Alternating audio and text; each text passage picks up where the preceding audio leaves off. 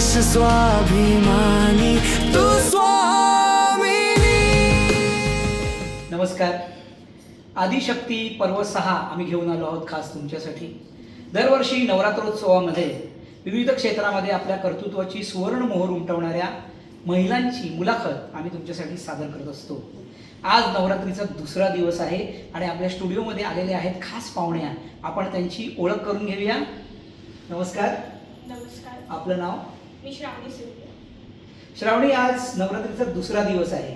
दुर्गेची 9 रूपं आपण 9 दिवस पूजतो. तर आजच्या दिवसाचं जे दुर्गेचं रूप आहे त्याबद्दल आमच्या प्रेक्षकांना थोडीशी माहिती दे.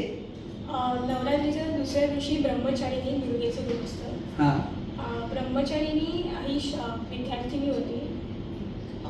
ती दुर्गेच्या रूपात दुसऱ्या रूपात तिचं रूप ती लहानपणी आश्रमात होती आणि ती चांगली विद्यार्थिनी होती. म्हणजे एक उत्तम विद्यार्थिनी असं या देवीचं आपण वर्णन करू शकतो. हो. ती महादेवांची पण भक्त होती चांगली. हां. ती महादेवांचे खूप जप वगैरे करायची आणि तिला महादेवांविषयी खूप चांगलं ज्ञान होतं. खूप छान माहिती आम्हाला तू दिलेली आहेस. आम्हाला एवढी माहिती नव्हती याबद्दल. आता तुझी ओळख करून दे, कारण तुझ्याबद्दल सुद्धा जाणून घ्यायला आमचे प्रेक्षक तितकेच उत्सुक आहेत. माझी शाळा मी पी एन सुळेमधनं शिकले आणि मी कॉलेज एम डी कॉलेजमध्ये घेतले. मी आर्ट्समध्ये ग्रॅज्युएशन आणि आता मी MPSCची तयारी करते. हां.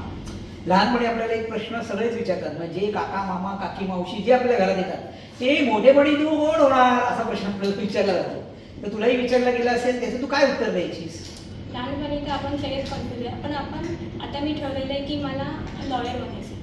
तुला आता वकील व्हायचंय. हो. पण लहानपणी काय बनायचं होतं हे सांगितलंस. तेव्हा तर सगळे कन्फ्युज म्हणजे तू वेगवेगळी उत्तरं द्यायचीस आमच्यासारखी. पण आपण आठवीपर्यंत गेलो तर आपलं ठरवलं असतं. बरोबर. तेव्हा आपल्याला कळत असतं. तेव्हापासून मी ठरवलं की मला आर्ट्स घेऊन नंतर पुढे वकील व्हायचं, लॉयर व्हायचं. मग त्याचं काही खास कारण आहे का? खास काही नाही. नंतर मला थोडा इंटरेस्ट आला लॉयरमध्ये आणि माझं पप्पांचं स्वप्न होतं तेव्हा की त्याला पण लॉयर बनायचं होतं, पण ते जमलं नाही. मग माझं स्वप्न आहे ते. अच्छा, म्हणजे वडिलांचं स्वप्न पूर्ण करण्यासाठी श्रावणी मेहनत घेत आहे. तिला एक उत्तम वकील व्हायचं आहे. पण मला असं कळलंय की तू स्पर्धा परीक्षेची सुद्धा तयारी करतेस. तर तू स्पर्धा परीक्षेकडे कशी वळलीस? आता SSC नावाची पण एक स्पर्धा परीक्षा आहे हो, ज्याच्याने हो. आपल्याला स्टाफ सिलेक्शन कमिशन लागते. तर मी तसं वकील म्हणून प्रायव्हेट नाही झालं तर ते आपल्या SSC एक्झाममध्ये पण मला कॉर्पोरेट जॉबमध्ये वकीलमध्ये होऊ शकते, कुठेतरी निवड होऊ शकते. बरं. मग स्पर्धा परीक्षेमध्ये उत्तम यश मिळवायचं असेल हो. तर कोणते गुण असायला हवेत असं तुला वाटतं? म्हणजे काय असायला पाहिजे विद्यार्थ्याकडे? डेडिकेशन आणि थोडी हिंमत लागते. कुठल्याही असं घाबरायचं नाही. हां, जे काही समोर येईल आव्हान त्याला आपण व्यवस्थित त्याचा सामना करायचा. हो. आणि तुझ्याकडे यापैकी कोणते गुण आहेत असं तुला वाटतं? गुण म्हणजे मी ते ठरवलं तर ते कुठेतरी करणार. म्हणजे निर्धार पक्का असतो तुझा. निर्धार पक्का असतो. आणि मला वाचण्याची आवड आहे. वाचनाची आवड आहे. साधारणतः काय वाचतेस तू? आतापर्यंत आपले ठरले शाळेय पुस्तक वगैरे आणि कधी अशी स्टोरीज वगैरे. तुला कथा जास्त आवडतात वाचायला? जे आपल्या स्कूलमध्ये कधी कधी लायब्ररीजमध्ये वगैरे येतात. अच्छा. म्हणजे शाळा कॉलेजच्या लायब्ररीमध्ये तू पुस्तकं वाचायची छान छान. आणि तिकडे जाऊन असं आपण टाइमपास करून अभ्यास वगैरे करतो. आणि तुला काय वाटतं वाचनामुळे आपल्या व्यक्तिमत्वाला काय फायदा होतो? आता ते एका विद्यार्थी वगैरे ते डिपेंड की त्यांना कुठल्या प्रकारचं पुस्तक आवडतं. जनरल स्टोरीज, नॉवेल्समध्ये तसं. त्याच्यावर म्हणजे ज्याची जशी आवड आहे त्याप्रमाणे त्याला त्याचा फायदा नक्कीच होऊ शकतो. हो. असं तुला थोडक्यात सांगायचं आहे. येस. स्पर्धा परीक्षा आता तू त्याची तयारी करतेस तर कोणत्या अडचणी आहेत स्पर्धा परीक्षा पास करण्यासाठी किंवा त्याच्यामध्ये उत्तुंग यश मिळवण्यासाठी असं तुला वाटतं? आपलं व्याकरण किंवा आपल्याला थोडं वाचन लिखाण म्हणजे लिखाणामध्ये मिस्टेक्स होईल तसं. म्हणजे भाषेवर प्रभुत्व असायला हवं. आणि तसं आता कॉम्प्युटर बेसमध्ये क्वेश्चन्स. बरोबर. तरी पण ते तुमचं ऑप्शन्स सिलेक्शन असतं ते म्हणजे तंत्रज्ञानाची पण ओळख हवी. आणि ते सिलेक्शन एकदा तुम्ही ठरवलं नाही तर ते पास झालं तर तुम्ही परत बरोबर. म्हणजे एकदा तुमच्या समोर जी संधी येते ती तुम्हाला साध्य करता आली पाहिजे, तुम्हाला दुसरी संधी संधी येत नाही. मिळत नाही. म्हणून ते व्याकरणमध्ये प्रश्न चुकतात. बरोबर.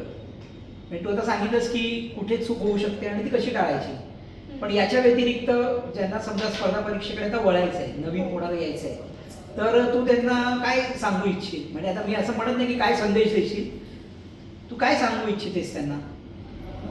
म्हणजे त्यांनी व्याकरण चांगलं पाहिजे आणि त्यांचं जनरल नॉलेज स्टडीज पाहिजे की स्कूलमधलं वगैरे. बरोबर.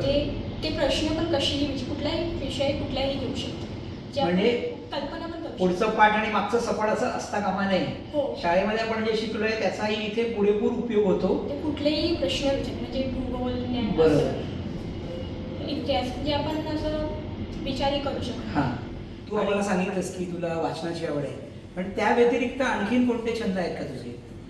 मला म्युझिक आवडतं, सॉंग्स ऐकायला आवडतं आणि मी लता मंगेशकर आणि जास्त श्रेया घोषालची खूप मोठी फॅन.